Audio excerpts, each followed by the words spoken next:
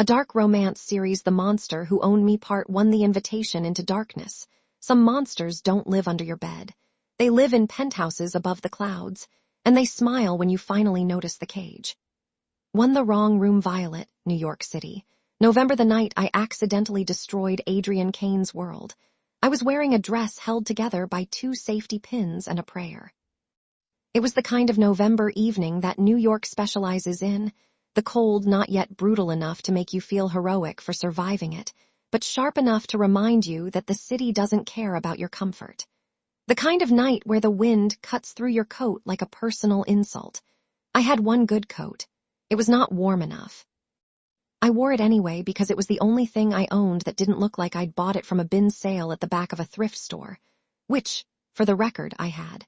The Meridian Hotel rose above 57th Street like a monument to everything I didn't have. 40 stories of glass and steel and carefully curated restraint, the kind of building that didn't need to announce itself because the right people already knew.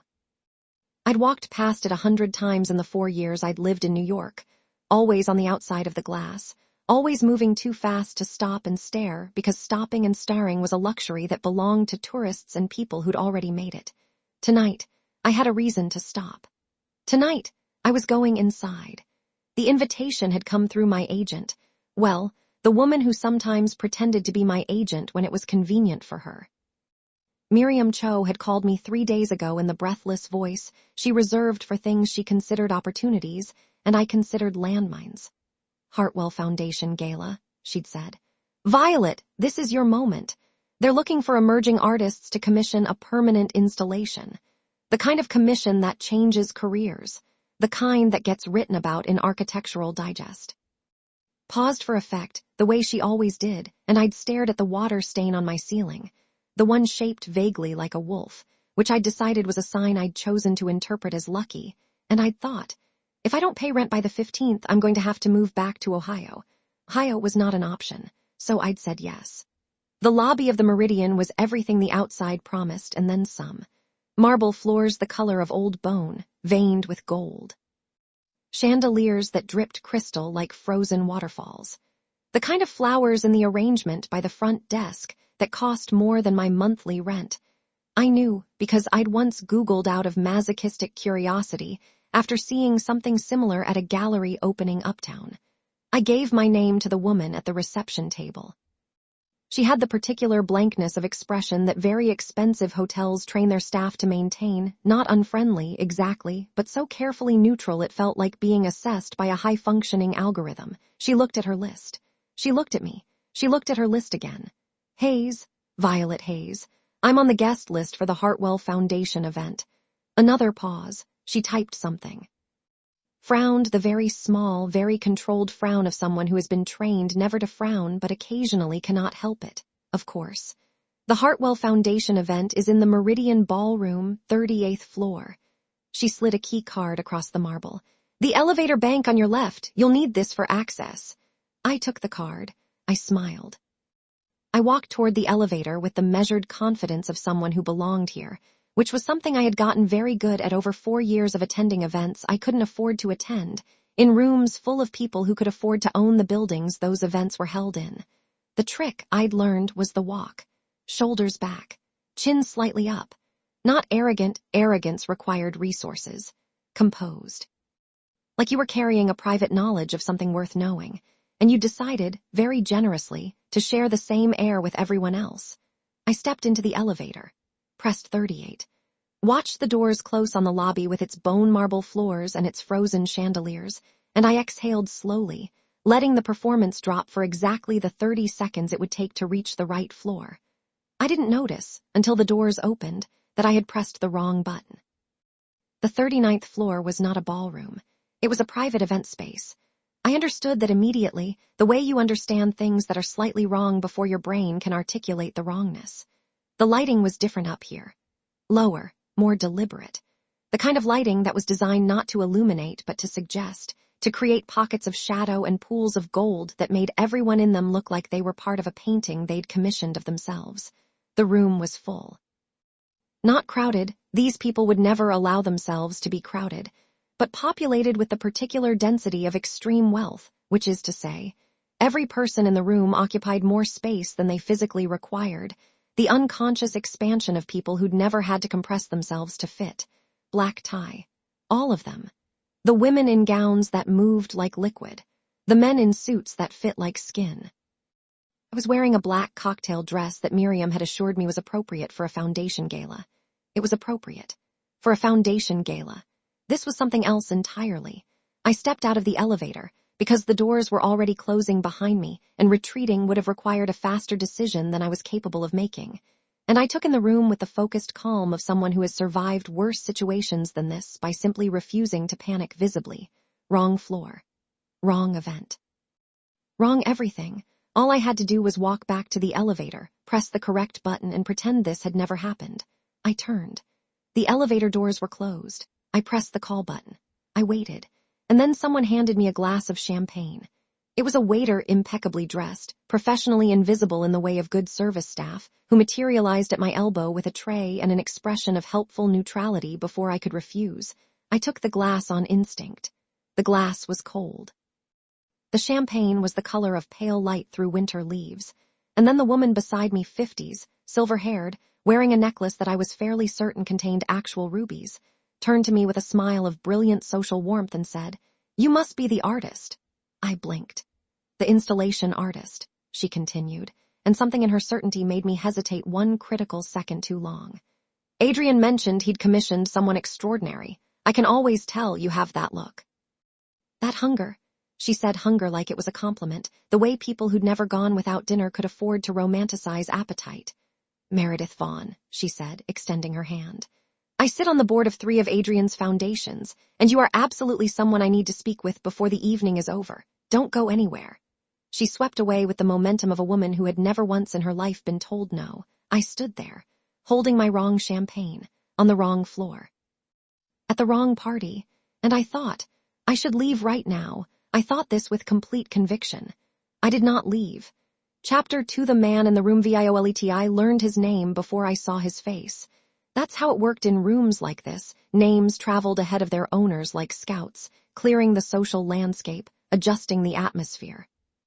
I'd heard Adrian 3 times in the 15 minutes I'd been in the room before I connected it to the man standing near the far windows.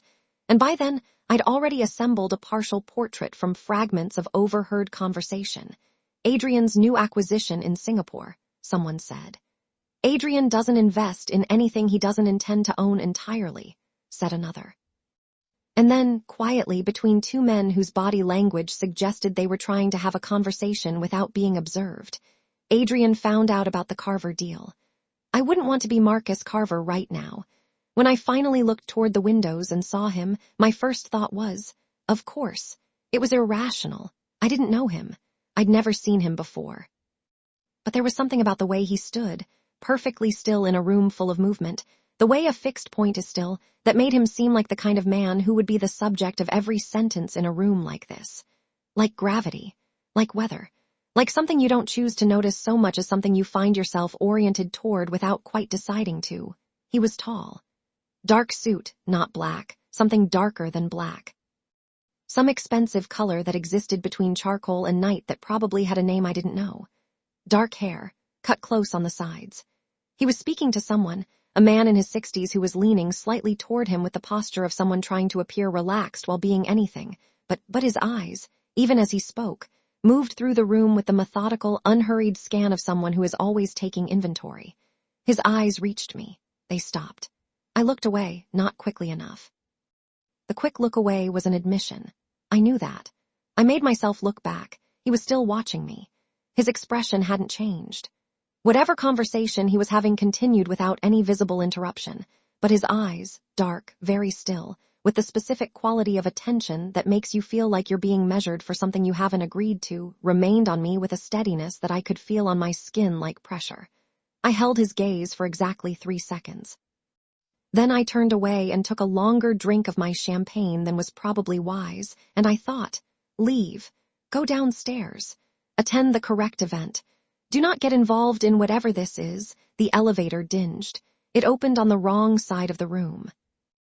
I moved toward it anyway, threading through clusters of conversation with my eyes forward and my pace measured. And I was so close. close enough to see the silver doors, close enough to calculate that I had maybe 12 steps left between me and a clean escape when the tray happened. The waiter came from my left. I came from his right. Neither of us saw the other until the tray, loaded with at least a dozen glasses of champagne, full, sparkling, catastrophically expensive, connected with my shoulder. Time did the thing it does in disaster. It elongated. I watched the glasses lift from the tray in a slow-motion arc, the champagne catching the low light as it left its vessels, becoming briefly, terribly beautiful gold in the air, a scattered constellation of pale light before it came down. It came down on the woman standing closest to me. She was wearing white. Of course she was wearing white. The sound the glasses made when they hit the marble floor was enormous in the sudden silence that followed, a bright, shattering cascade that seemed to go on longer than physics should have allowed. Every head in the room turned. The woman in white made a sound that was not quite a word and not quite a scream, but lived somewhere in the territory between them. I stood in the wreckage with champagne on my dress, and a mortification so complete it had become almost peaceful, the way extreme cold eventually stops feeling like cold and starts feeling like nothing at all. "I am so sorry," I said. "I'm so please let me—" I reached for a napkin from a nearby table, and I managed to knock an arrangement of white orchids onto the floor as well. The silence stretched, and then from directly behind me a voice said, "Leave it." Words. Quiet. The kind of quiet that doesn't need volume because the room has already arranged itself around it. I turned. Adrian Kane was standing 3 feet away from me, and he was looking at me the way you look at a problem you've decided is interesting rather than inconvenient. Chapter 3: The deal violet up close. He was worse. I don't mean that as an insult. I mean it the way you mean it when you say a storm is worse than you expected, or a piece of music, or a painting you've only seen in reproduction.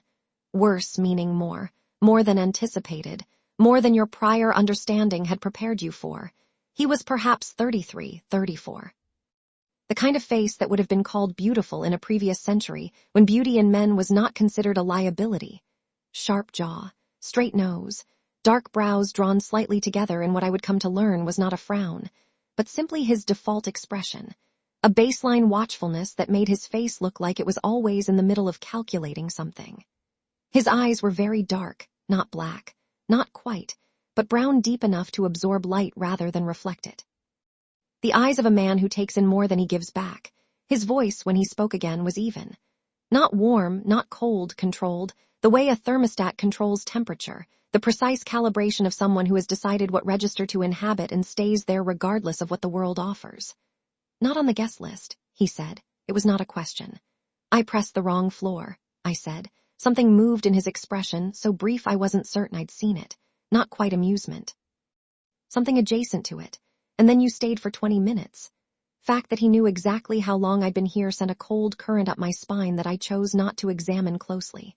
"I was trying to leave when I destroyed your party," I said, "which I'm genuinely sorry about. The woman's dress, I can pay for the cleaning, or I don't know what a dress like that costs to clean, but I can." "That dress costs $12,000, he said. "Cleaning will not restore it." Number hit me like something physical. I breathed through it. Find a way to replace it. His head tilted, a fractional movement, the adjustment of someone recalibrating. "On what income?" The question was not unkind. It was simply precise. The kind of question that comes from someone accustomed to understanding exactly what things cost and what people can bear. "That's not your concern," I said. Standing in my event space, having destroyed approximately $40,000 of property. The glasses cost. Baccarat crystal. The orchid arrangements were custom. The woman's dress, as I said. He paused. "I'd argue your financial situation is precisely my concern." Around us, the room had resumed its careful, choreographed motion. The staff had materialized to clean the mess with a speed and competence that suggested they'd handled crises before, though probably not crises quite like me. The woman in the destroyed white dress had been discreetly extracted by a woman who appeared to be a personal assistant. Order was being restored. I was the only disorder that remained. "I don't have $40,000, I said. "I don't have $4,000. I'm an artist, and not yet a successful one, and I was on my way to an event on the 38th floor that might help with that. Was on my way. before I accidentally committed property damage on a scale I didn't know was possible with champagne glasses.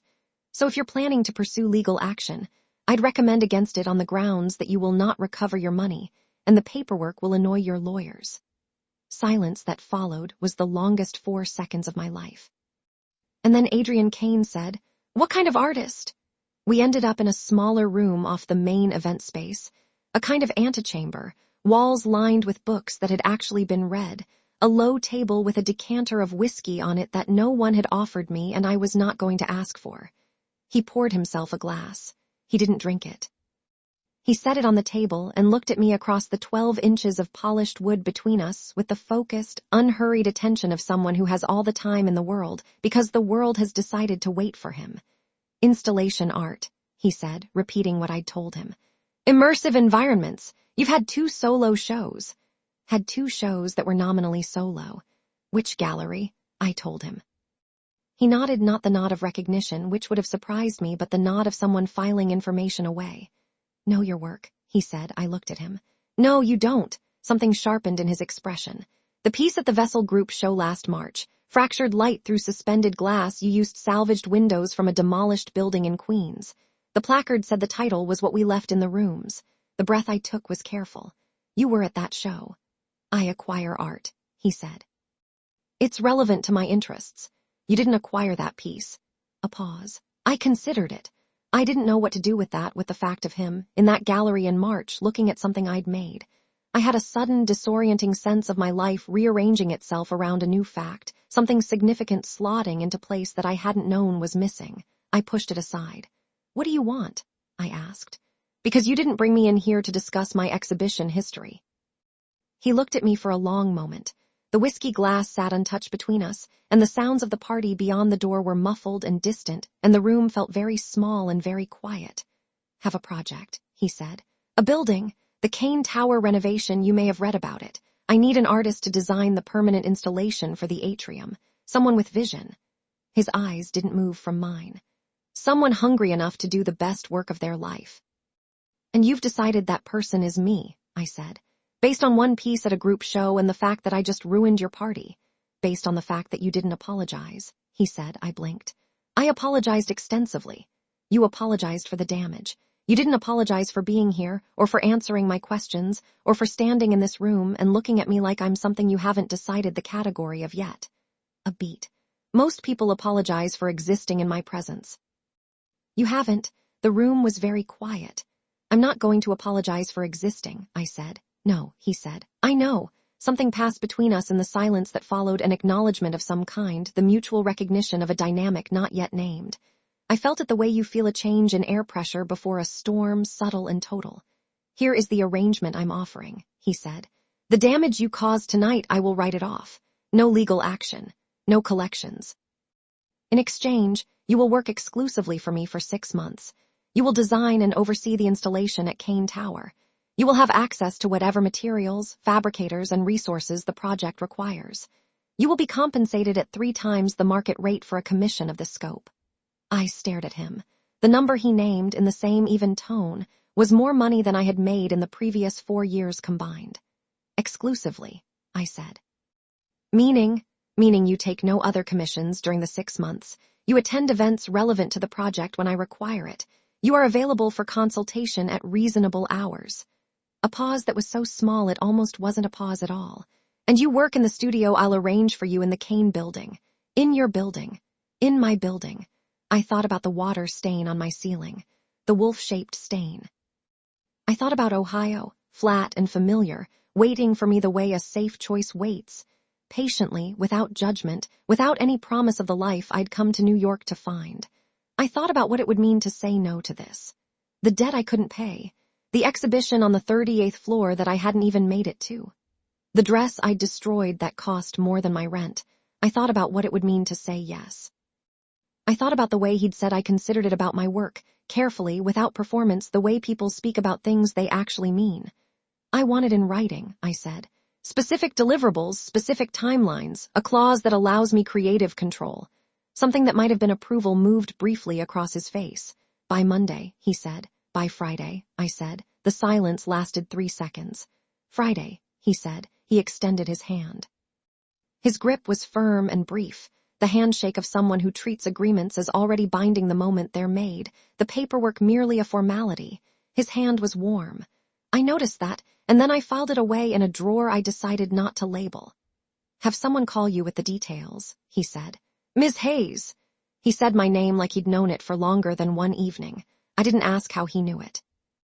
I left the room with my champagne-stained dress and my dignity approximately intact, and I rode the elevator down to the 38th floor and attended the Hartwell Foundation gala and smiled at the right people and said the right things, and the entire time there was a low hum under everything. A frequency I could feel in my chest but couldn't name. The sound, I understand now, of my life-changing shape. I didn't sleep that night. I told myself it was the coffee I'd had at 6 p.m. I told myself it was the residual adrenaline from the disaster with the champagne glasses. I told myself it was the contract I was already mentally drafting, the clauses I would insist on, the boundaries I would establish before I ever set foot in his building. I didn't let myself examine the other possibility, that the sleeplessness had something to do with dark eyes and a voice that was too quiet for the room it was in, and the strange, vertiginous feeling that I'd stepped onto a path I couldn't see the end of. I didn't examine it. I just lay there in the dark, watching the wolf-shaped stain on my ceiling, while the city made its nighttime sounds outside my window. 4 days later, I walked into Kane Tower for the first time. I did not know, walking through those doors, that I would not be walking out the same. Chapter 4: The Building That Breathes Violet, Kane Tower. Monday morning, the contract had been as he'd promised, specific, fair, and written in language that suggested either a very good lawyer or a man who understood what terms meant well enough to write them himself. The creative control clause was there, unambiguous. The exclusivity clause was there, somewhat less so. I'd had my own lawyer, a friend from college who'd since gone into intellectual property law, read it over the phone while she drank wine and I paced my kitchen, and she'd said, "It's tight, but it's not predatory. The numbers are extraordinary. What aren't you telling me about this guy?" "Nothing," I'd said. "Violet, I don't know anything about him, that's the point. Google him before you sign anything." I'd Googled him after I hung up. Adrian Kane, 34, founder and CEO of Kane Capital Group, which was described in the first 3 results as a private equity and asset management firm with holdings across technology, real estate, media, and finance. The 4th result was a Forbes profile, the ghost of Wall Street. How Adrian Kane became one of the wealthiest men no one knows, which I read in its entirety at 2 a.m, with my laptop balanced on my knees and my heart doing something irregular in my chest. The profile was 3 years old. It described him as fiercely private, systematically unapproachable, someone who had turned the management of his own public image into an art form through the simple strategy of refusing to have one. There were almost no photographs. The ones that existed were formal events, galas, the kind of image that exists to prove attendance rather than reveal character. His business record was a sequence of acquisitions that had, without exception, transformed whatever they touched. His personal life was described, with transparent frustration, as unknown. The profile ended with a quote from a rival investor who declined to be named. "Kane doesn't lose. It's not that he's lucky or smarter than everyone else, though he might be both. It's that he doesn't engage with anything he hasn't already decided the outcome of. He only plays games he's already won." I'd read that sentence 3 times. Then I'd signed the contract and emailed it back at 3:17 a.m., which I acknowledged, even to myself, was perhaps not the most strategically composed decision of my life. His reply had come at 3:19. "See you Monday. A.K." Which meant he'd been awake at 3 a.m, waiting for my response. A fact I chose not to think about until I was inside the elevator at Kane Tower, watching the numbers rise, and suddenly couldn't stop thinking about. The studio was on the 18th floor. It was the most beautiful room I'd ever been given to work in. I didn't want to feel that. I walked in prepared to find something adequate, something I could improve upon, something I could have opinions about that would remind me that I was an artist with vision, and not simply someone who'd been given a room by a powerful man and should feel grateful. I walked in ready to critique. I couldn't.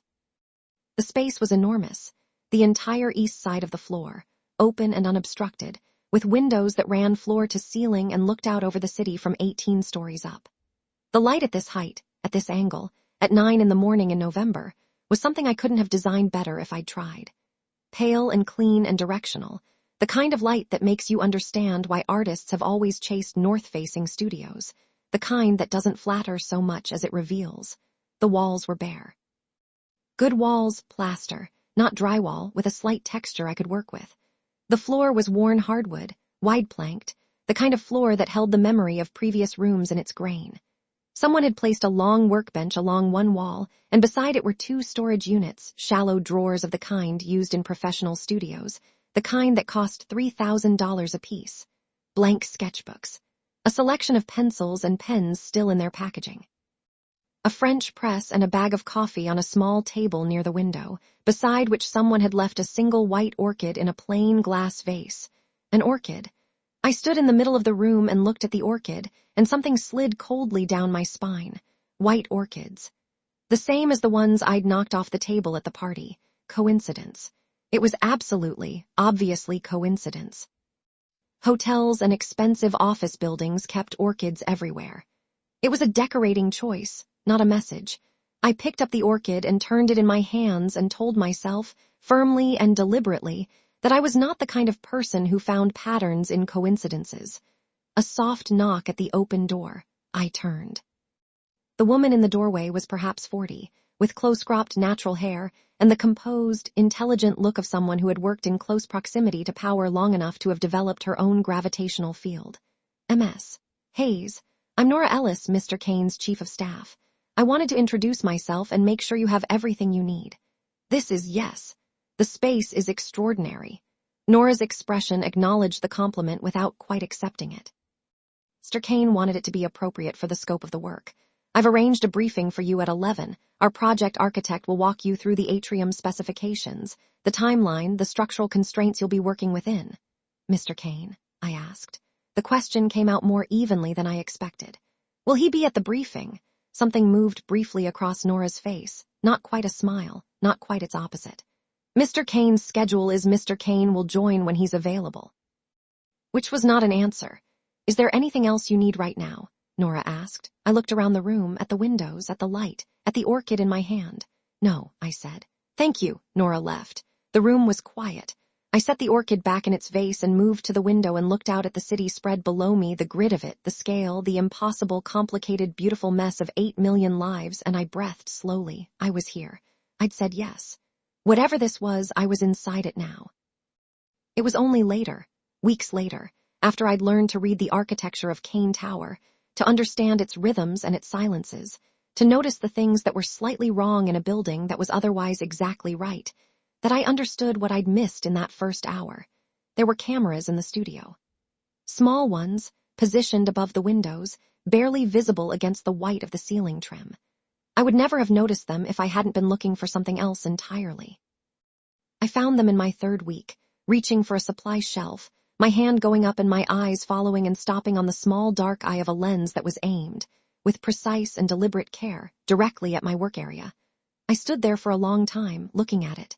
Then I took a piece of paper from my sketchbook, wrote a single word on it, really, and held it up toward the lens for 10 seconds. An hour later, Adrian Kane appeared in my studio doorway for the first time. He looked at me. He looked at the paper, still on my workbench. He said, "Security protocol, all workspaces in the building are monitored."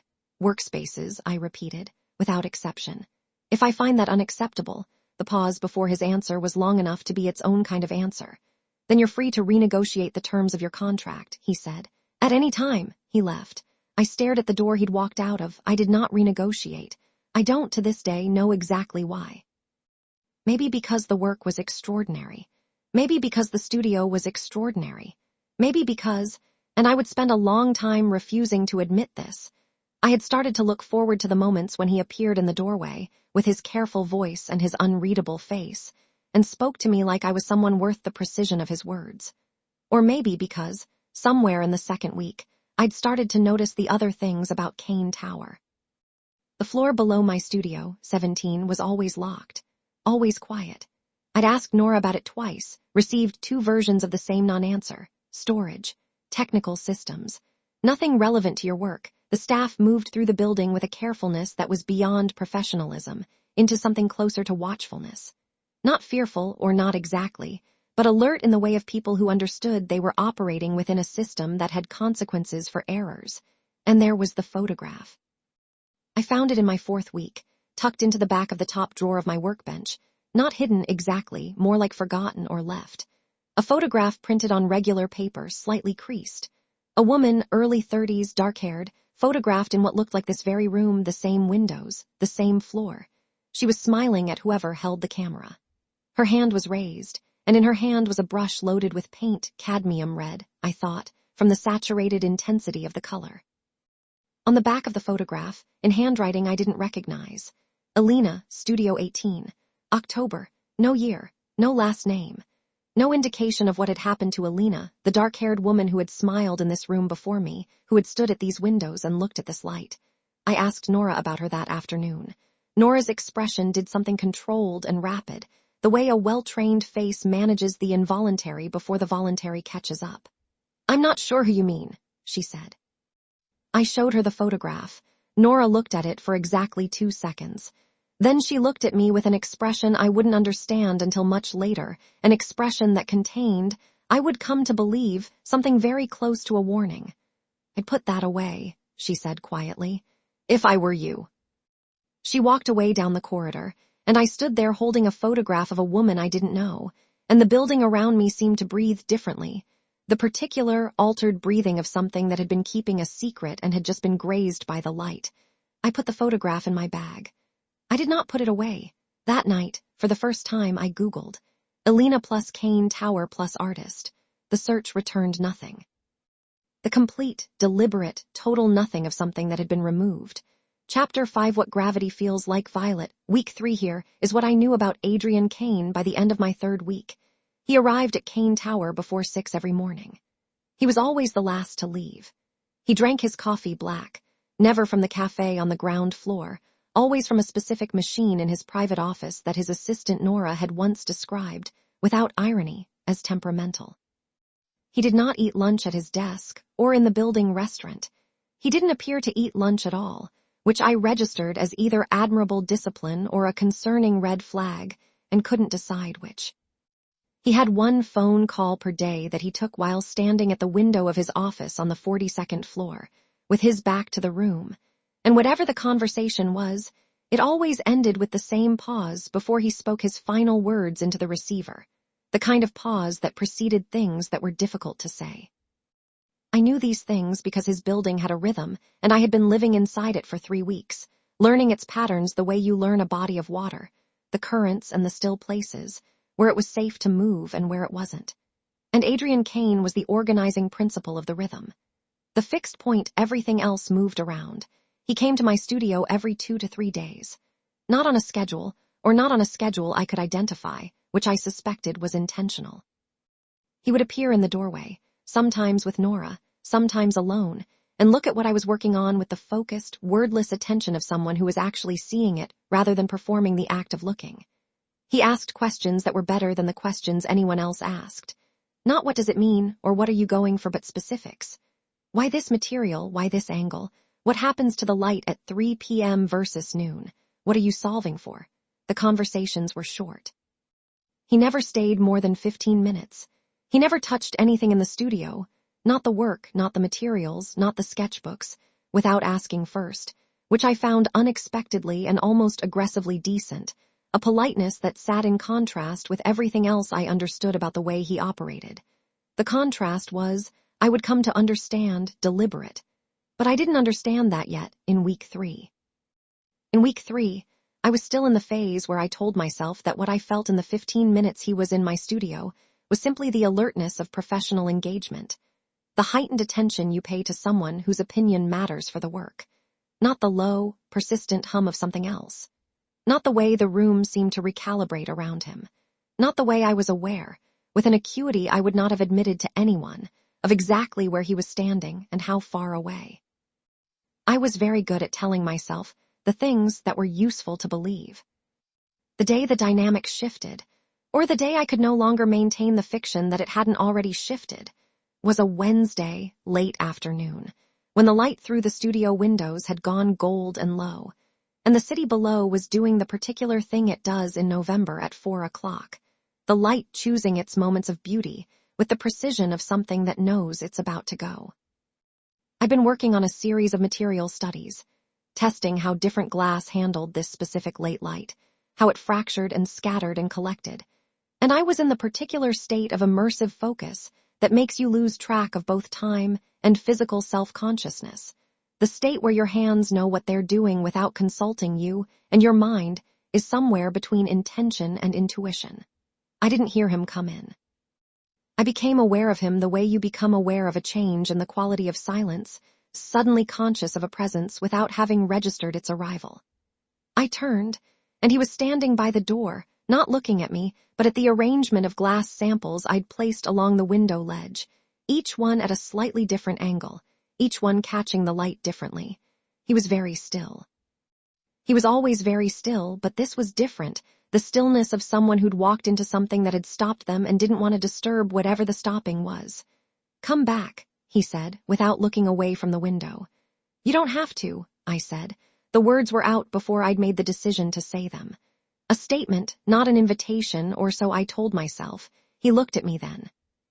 That particular kind of looking, the full attention kind, the kind that I'd been trying not to notice, had the effect on me of making me feel very precisely located in space, very aware of the dimensions of my own body, very present, in a way I didn't usually feel present, which was something I would think about later in the dark and find extremely inconvenient. "What are you solving?" he asked. He moved to the window, stopping a foot from the glass samples, hands in his pockets, not touching, just looking. "The atrium ceiling is 30 meters high," I said. "The natural light sources are fixed, north-facing skylights, which gives you good diffuse light for most of the day but loses quality around 2 p.m. in winter when the sun angle drops. I'm trying to understand how to use the installation itself to redirect and amplify what's there, rather than fight it." He reached out, paused, looked at me. "May I?" "Yes." He picked up one of the glass samples, a piece I'd salvaged from a demolished school building in the Bronx, old glass with the slight waviness of pre-industrial manufacture. He held it up to the window. The light passed through it and scattered across his face, gold and fractured, moving as his hand moved, and I watched it happen without pretending I wasn't watching, because pretending would have required more resources than I had available. "This is old," he said, 1930s. "They used a different process. The slight imperfections in the glass make the light scatter more organically." "Where did you find it?" "A school in the Bronx. PS 147. They knocked it down last spring to build condominiums." I paused. "I waited outside on demolition day and asked the construction manager if I could have what the machines left." He set the glass down carefully and looked at me with an expression I couldn't categorize, something that moved across his face too quickly to name, something that looked for just a moment almost like being moved. "You salvage things," he said. The way he said it, not a question, not exactly a statement. Something between the two, with a weight that suggested he was nodding it about me for a reason I didn't yet understand. "Use what's been left behind," I said. "There's something, things that have lived inside spaces carry something of those spaces. I'm not a mystic. It's material, not metaphysical. Old glass bends light differently. Reclaimed wood holds marks. Things that have been used have a quality that new materials don't." He was quiet for a moment. The light through the window moved across the floor between us. "My mother was a salvage architect," he said. It was such an unexpected sentence that I went very still. I had not in 3 weeks heard him volunteer a personal fact. Not one. The conversational exchange between us was always about the work, the installation, the building, the logistics of fabrication. Clean, professional, purposeful. He had never once offered anything that reached across the line between information and revelation. "She designed renovation projects," he continued, still looking out the window. His voice had changed, not much, barely detectable, but the careful calibration had softened by some fractional degree, like a signal dropping slightly from its controlled frequency into something more natural. "She used reclaimed materials almost exclusively. Said new things were too certain, too complete. That buildings needed the uncertainty of things that had existed before them." He stopped speaking. The silence had a quality of aftermath. "Did she design this building?" I asked. Something closed in his expression, not abruptly, not with the shutter snap of someone caught, but slowly, deliberately, a door being closed carefully rather than slammed. "No," he said, the word was final. "I should let you get back to work," he said, and his voice was back to its normal register, even controlled, the thermostat recalibrated. He moved toward the door. "Adrian." He stopped, turned. His face was in partial shadow from the doorframe. I hadn't planned to say anything. I didn't know what I was going to say.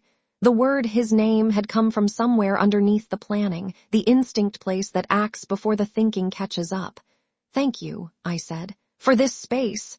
A pause. His expression was unreadable in the shadow. "Don't thank me," he said. "Make something worthy of it." He left. I stood in the studio as the gold light faded to gray, and the city below shifted from afternoon to evening. And I thought about the photograph in my bag. Alina, Studio 18, October. And the way he'd said my mother was instead of my mother is, the past tense that contains a whole story in 2 letters. I thought about salvage. About what it means to use things that have been left behind, to make something new from what was broken. I thought about the cameras I was still technically working under, the locked floor below me, the photograph no one would explain, and the man who spoke about his mother in the past tense and then closed the door on it. There were 100 reasons to be careful. I was already not being careful. I'd stopped being careful somewhere between his hand, holding the old glass up to the light, and the fractured gold scattering across his face. And the truth I hadn't admitted yet was that I had no intention of being careful going forward either. Which was, of course, the most dangerous thing of all. Chapter 6, What Lives on Floor 17, Violet. Week 5, the invitation to the Kane Capital dinner came through Nora on a Tuesday, delivered with the particular careful neutrality of something that was officially a request but functionally something else. "Mr. Kane would like you to attend the board dinner on Thursday evening," Nora said. "Attendance is relevant to the project. Several board members have expressed interest in the installation concept, and Mr. Kane believes your presence would be beneficial." Pause before relevant was slight enough that I might have imagined it. I did not imagine it. "Will there be other artists there?" I asked. "The guest list is primarily board members and select investors." "No." Nora's expression remained composed. "The dress code is black tie." "Of course it is," I said. I went. I wore the same black dress I'd worn to the party where I'd met Adrian, the one that had survived the champagne disaster, structurally intact. And I arrived at the private dining room on the 42nd floor at 7:30 with the practiced composure of someone who belonged. Because by now, I had learned that the performance of belonging was 90% of actually belonging, at least until you were tested. The room was smaller than I expected, 8 people around an oval table, the kind of small gathering that looks intimate but is actually the most curated kind of social event, every guest selected with precision. I recognized 2 faces from the party where I'd first met Adrian, Meredith Vaughn with her rubies, and a man I'd clocked as a senator or possibly a banker, the kind of face that exists in certain recurring configurations at certain levels of power. Adrian was already at the table when I arrived.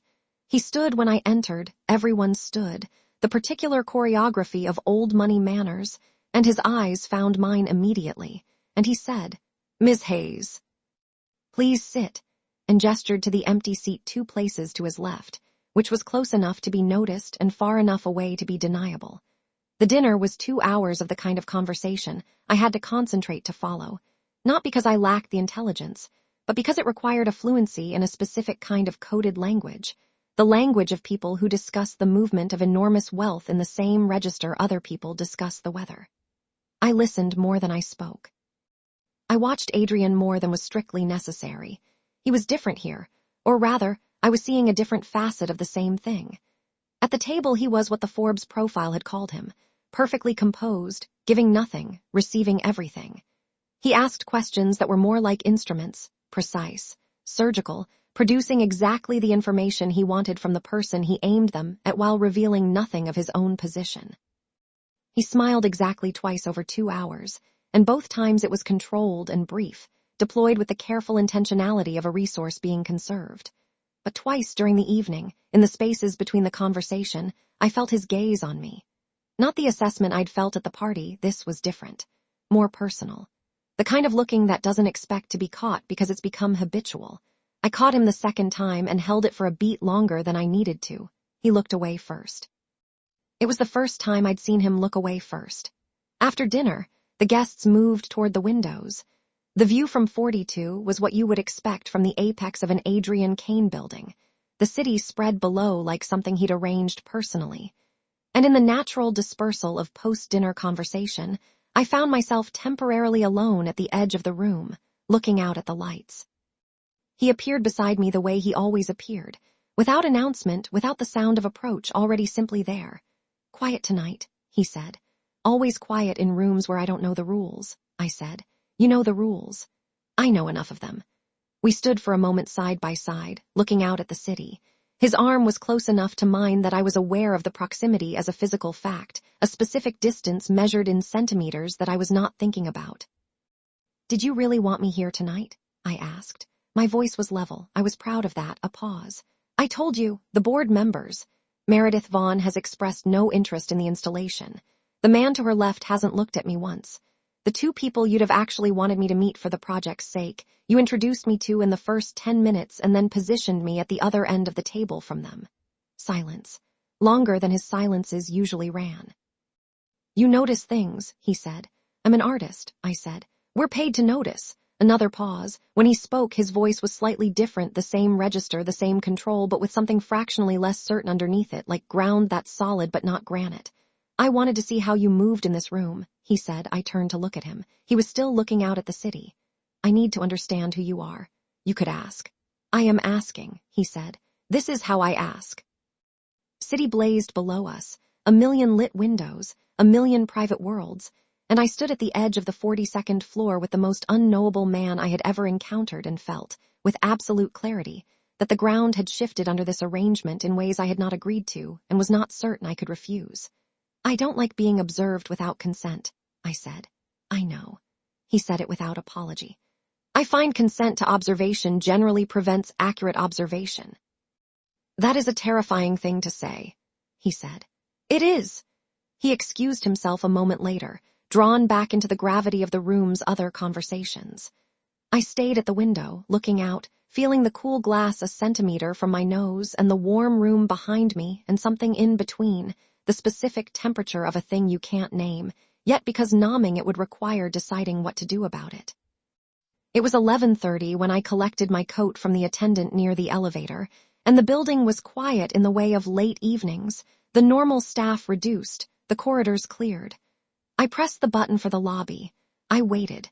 The elevator doors opened. I stepped in.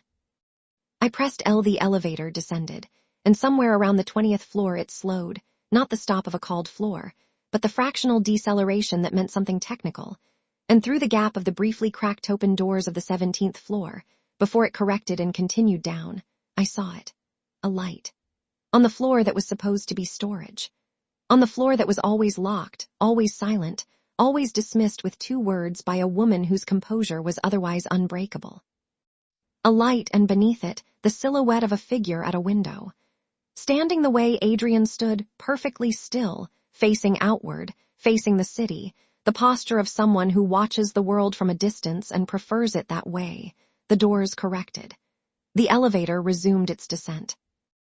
I rode down to the lobby in silence, my heart doing something complicated and arrhythmic, and I stood on the marble floor of the Kane Tower atrium and looked up at the building above me, all 42 floors of it, lit and dark in alternating patterns, and I thought about the light on the 17th floor, and the figure in the window, and the photograph of Alina with her brush and her smile, and Nora's face when I'd shown it to her. I'd put that away if I were you. I got in a cab. I went home. I lay in the dark and stared at the ceiling. The wolf stain looked different than it had before. Less like a sign I'd decided was lucky, more like a warning I'd been choosing not to read. Chapter 7 The first crack violet week SIXI asked him directly on a Friday afternoon.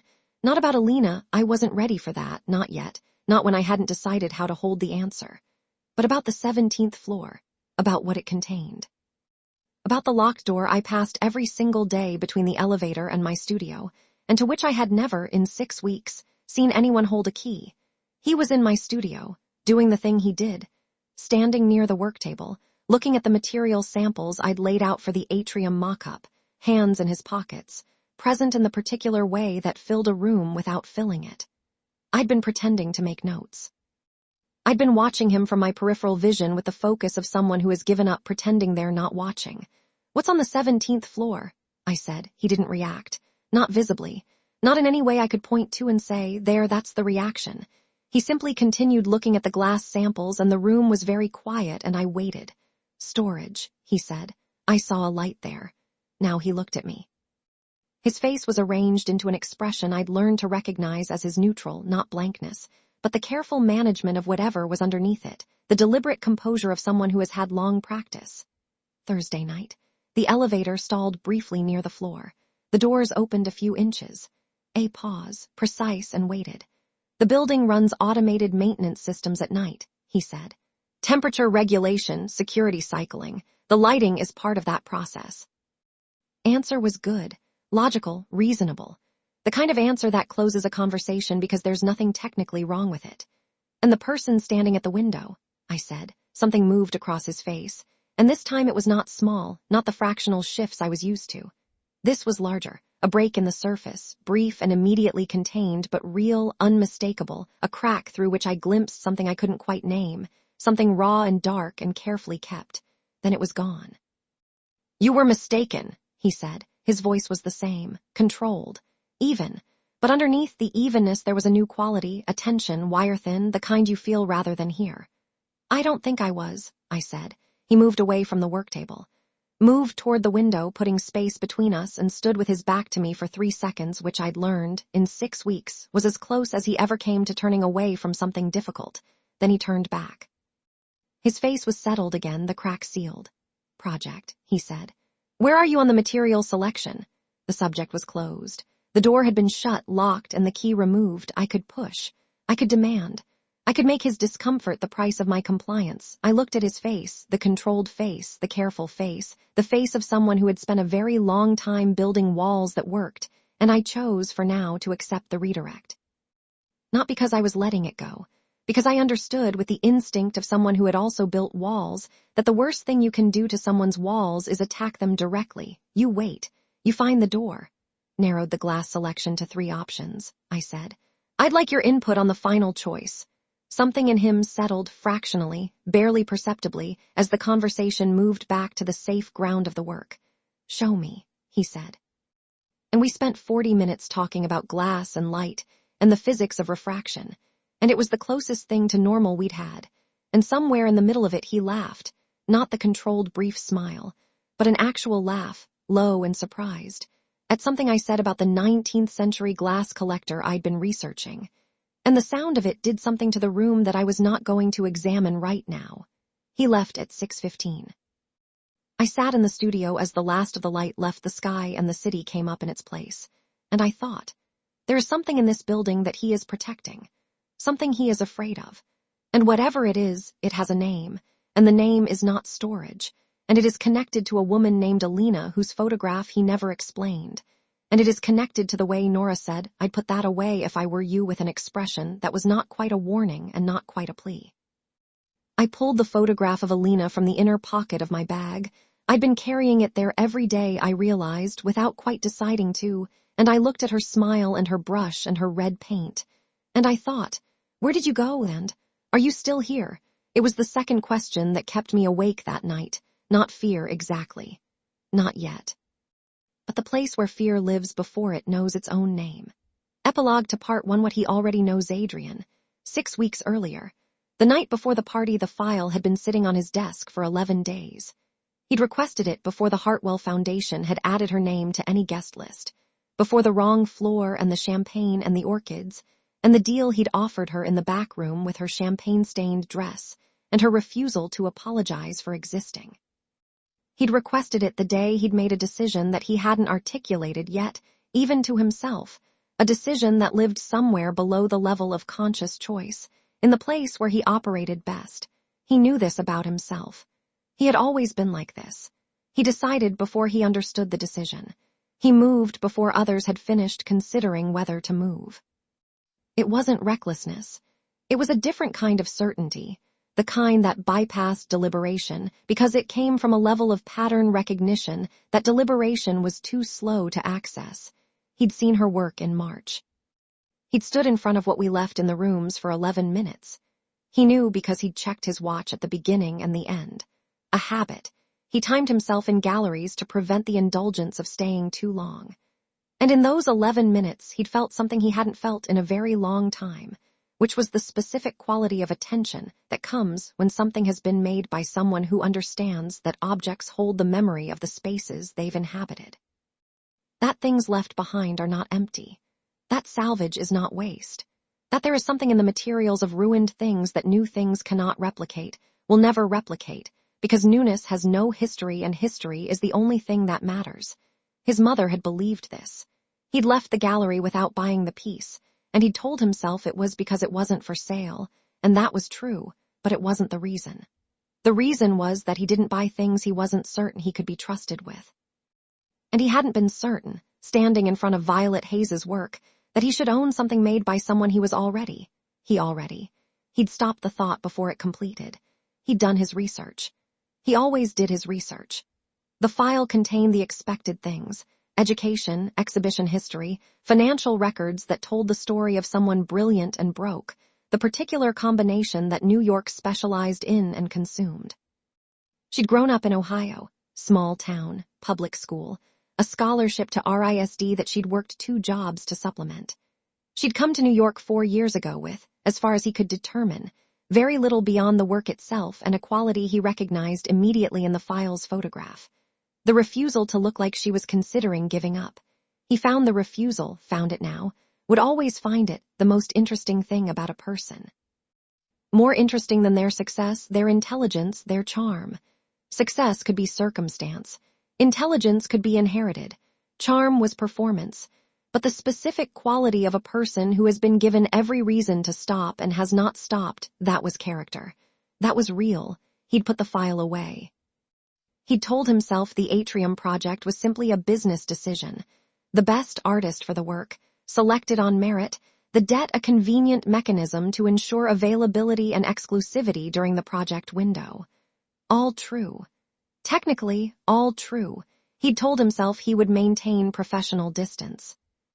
He'd sat in his office on the 42nd floor on the night before the party and looked at the city through his window, the way he always did, the city laid out below him like a system he was responsible for understanding, and he'd thought, she will push. She will notice things she's not supposed to notice. She will not accept the closed doors, he'd thought. That is exactly the problem, he'd thought. That is exactly why. He did not complete that thought either. But he stood at the window for a long time after, looking at the lights, all those windows, all those private worlds, all those lives being quietly contained by the walls that held them. And he felt, in the quiet of his chest, the first disturbance of something he'd been keeping very carefully still for a very long time. The word for it, if he'd been willing to say it, was wanting. The word for the problem, if he'd been willing to say that, was dangerous. He put both words back in the dark where they lived and went to bed. Tomorrow she would walk into his building. Tomorrow everything would change, or nothing would, or both, which was the same thing in the end. He lay in the dark of his penthouse bedroom, 53 floors above the city, and listened to the silence, and the silence was exactly what it had always been. Vast and his and very empty. For the first time in a long time, the emptiness bothered him. He did not examine why. That would come later. Everything dangerous came later. End of part 1. Cliffhanger. She found the room on a Tuesday, not the 17th floor she hadn't found a way in yet. This was different. This was worse. This was a folder on Nora's desk, left open for 30 seconds while Nora stepped away to take a call. 30 seconds was enough. Inside, photographs. 12 of them. Dated, time-stamped. Violet at her building's front door. At the coffee cart on 9th Avenue. At the gallery opening she'd attended in October. At the Hartwell Foundation event on the 38th floor, all taken before the party. All taken before they'd met. Before he'd claimed it was an accident that she'd walked into the wrong